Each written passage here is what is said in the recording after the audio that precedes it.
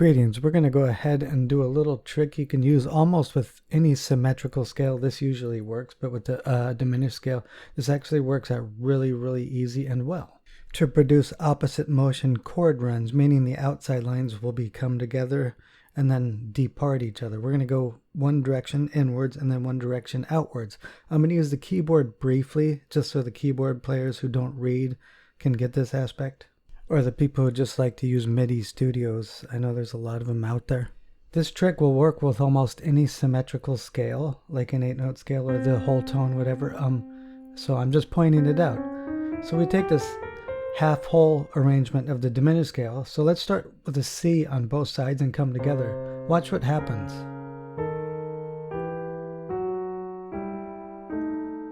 They meet at the C, coming together, and in the opposite direction, again they meet at the C, starting on the C as if it was a unison. So since the diminished scale is primarily built around diminished chords, I mean you could use it for other types of chords, like a dominant flat 9 in jazz and whatnot. That's often common to do.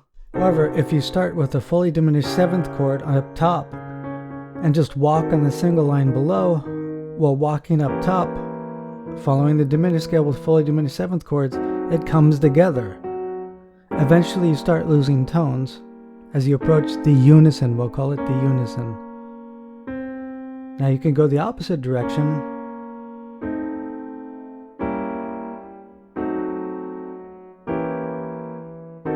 And this works out perfectly. Unlike non-symmetrical scales, diatonic things, it doesn't work out nearly as perfect, but these can come together and then depart very easily. So I wrote out a little scheme here we're going to use. I'm not going to make this into an entire composition, but this is stuff you can do in like very tense music. So if you're just into MIDI keyboards, I mean, we're done with that aspect of that. But I wrote out a scenario here where it comes together in some kind of logical way to create some kind of idea.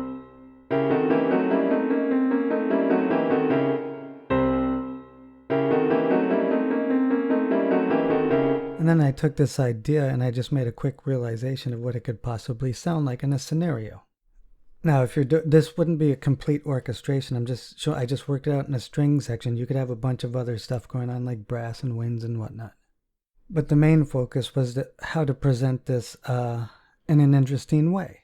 And since I don't really use full string type patches, I always write things out like this. Even if I'm going to take it to my DAW, I still like to write it out like this. So what I did is I took that exact piano run that we just created, well, playing the piano patch anyway on notation, and just took 3 notes of that aspect. The violas are divided. Okay, without this becoming a heavy lesson, I just took the lowest line and then the 2 middle voices there. They start out the process. It starts to stack where the next voice comes in, and then the last voice comes in. So you have some kind of creative way to present this. So I took this basic idea and then started to just stack things really, as if it's meant for some kind of crescendo or some kind of build-up. And I would actually recommend just writing out or trying to come up with schemes of music every time you learn a new concept. Don't just read it, actually come up with something. So like in that scheme there, it starts out with just the 3 voices in the run. Another one comes in.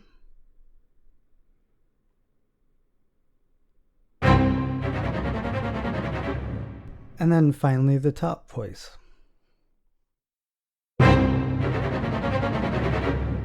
To create a gradual addition buildup.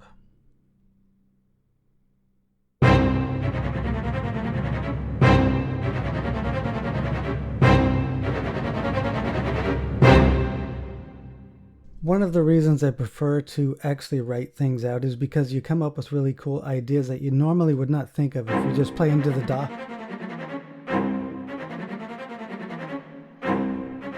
Where stuff is not just going down or up. Sometimes they have that little area where they can actually still contribute to that run, but they could still do their own thing. They don't have to go completely down or completely up. So you get these cool little options like this if you actually section things out. which actually makes for more interesting parts, which you're not going to get if you always use like full strings or something. You'll never get as interesting as parts because you never take into consideration the unison. And you'll probably just end up playing it exactly the same parallel like this into your DAW. Now, if that's what you like to do, that's fine. But remember, the unison is not something you'd ever take into consideration, approaching and departing a unison when you use full string ensembles and patches. So taking this out to the DAW, listen how little of tweaking I have to do. I didn't tweak this at all. I'm just playing it back.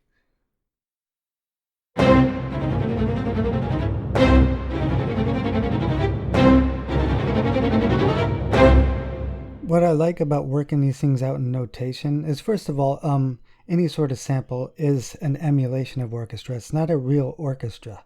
We have to keep that in mind.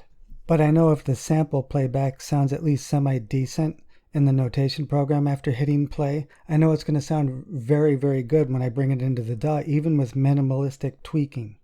And at the same time, there's a satisfaction that you're not writing around the samples. There's this term you call writing around the samples. You write around the strengths and weaknesses as opposed to just writing.